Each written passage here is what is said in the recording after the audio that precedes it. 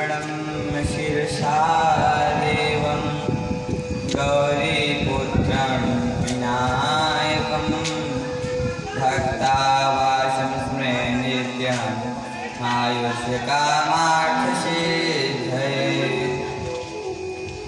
नमस्ते शारदे देवी सरस्वती मतीप्रदे वशत्वं मम जिह्वाग्रे वक्तृत्वविद्याप्रदे मे। गुरुर्ब्रह्मा गुरुर्विष्णु गुरुर्देवो महेश्वरः गुरुर्साक्षात् परं ब्रह्म तस्मै श्रीगुरवे नमः। चैतन्यं शाश्वतं शान्तं व्योमातीतं निरञ्जनं नादबिन्दुकलातीतं तस्मै श्रीगुरवे नमः। मनोजवं मारुततुल्यवेगं जितेन्द्रियं बुद्धिमतां वरिष्ठं वातात्मजं वानरयूथमुख्यं श्रीरामदूतं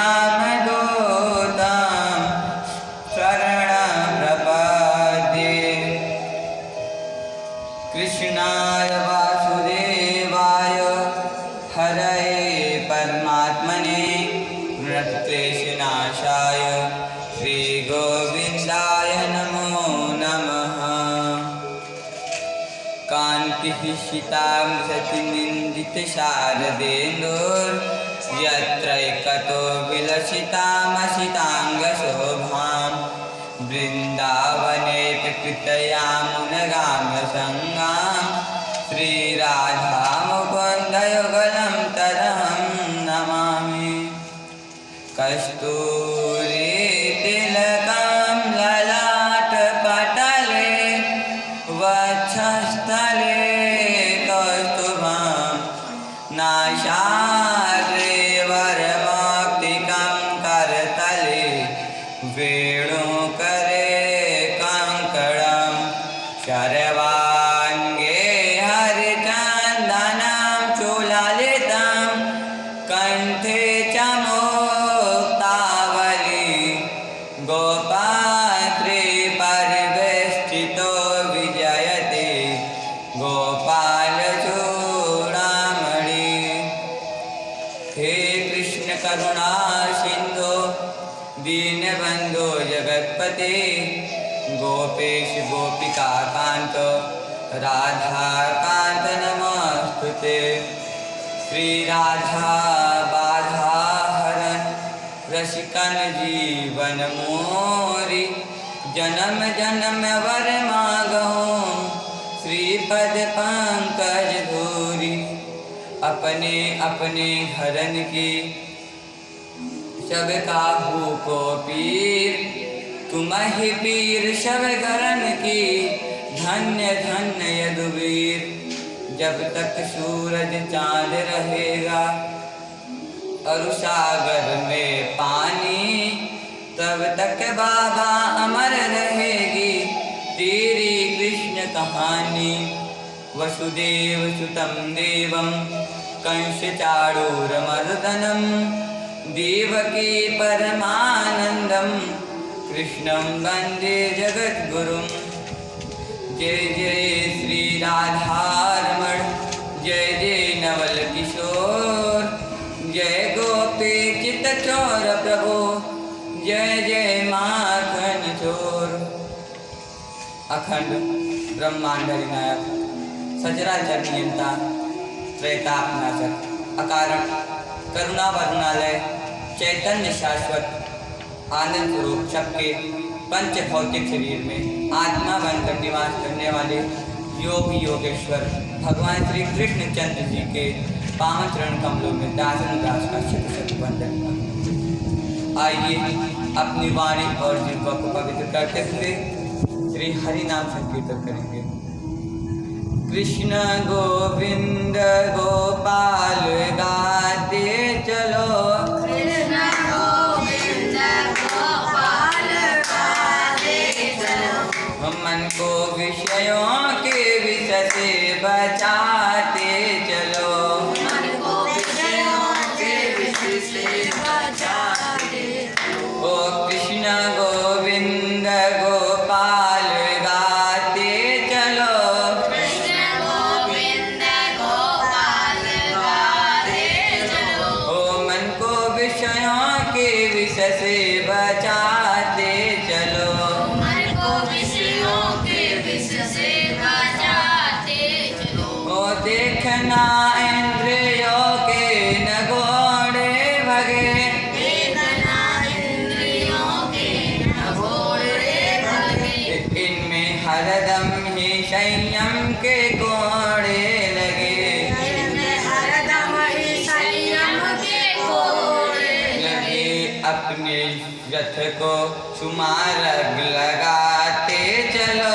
अपने रथ को सुमारग लगाते चलो। ओ कृष्ण गोविंद गोपाल गाते चलो, कृष्ण गोविंद गोपाल गाते चलो। ओ कृष्ण गोविंद गोपाल गाते चलो, कृष्ण गोविंद गोपाल गाते चलो। ओ मन को विषयों के विष से बचाते चलो, मन को विषयों के विष से बचाते चलो।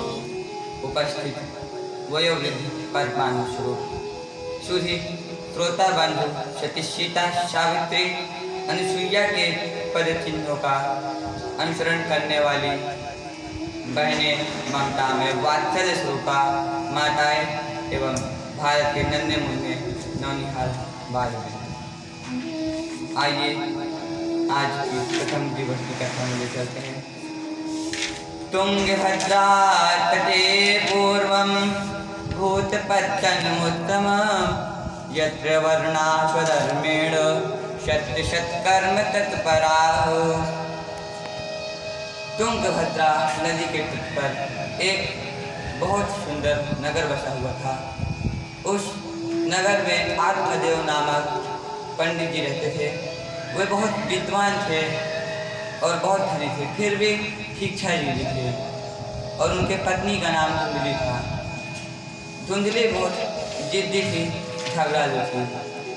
वे ऐसे जिद्दी थी कि अगर यहाँ पर एक कुत्ता बैठा है और उसे कहती यह बिल्ली है तो उसे वही मानना पड़ता यह बिल्ली है। अगर नहीं मानते तो वह झगड़ा करने लगती, पूरा बर्तन इधर उधर फेंकने लगती और वो गृह कार्य बहुत निपुण थी और उसे आपस में चर्चा करना बहुत अच्छा लगता था। अपना गृह कार्य करके जल्दी जल्दी वहाँ चली जाती आपस में चर्चा करने के लिए। कुछ समय बीत जाने पर आत्म जी को बहुत दुख हुआ और वे एक दिन वन में चले गए। दोपहर में उन्हें प्यास लगा और वे पानी पीने के लिए वे नदी के पास चले गए और वहाँ जाकर उन्होंने जल ग्रहण किए और दुख की वजह से एकदम दुर्बल हो गए थे और एक वृक्ष के नीचे जाकर बैठकर वहीं रोने लगे। और उस नदी के पास एक संत जी आए, वे भी जल ग्रहण किए और आत्मदेव जी ने देखा उन्हें, तो आत्मदेव जी उनके पास गए और उन्हें प्रणाम करके रोने लगे। और संत जी को बहुत दया आई और उनसे कहते हैं, कथम रोदिश विप्रत्वं काटे चिंता बलीयसी, वदतं चत्वरं मह्यं स्वस्य दुःख शिकारम्। हे ब्रह्मण, तुम क्यों दुखी हो? इसका क्या कारण है, क्या हमें बताओ। आत्मदेव जी कहते हैं कि हमारे कोई संतान नहीं है, इसीलिए मैं दुखी हूँ। और हमारे घर पर जो गाय है उसके भी कोई पुत्र नहीं होता, जो मैं पेड़ पौधे लगाता हूँ उसके भी फल फूल नहीं होते। और पुत्र के लिए मैं वस्त्र, स्वर्ण, पृथ्वी और गौ दान किए, बहुत से दान किए और फिर भी हमें पुत्र नहीं हुआ, इसीलिए मैं दुखी हूँ। हे संत जी, अब आप ही हमें कोई मार्ग बताइए जिससे हमारे पुत्र हो।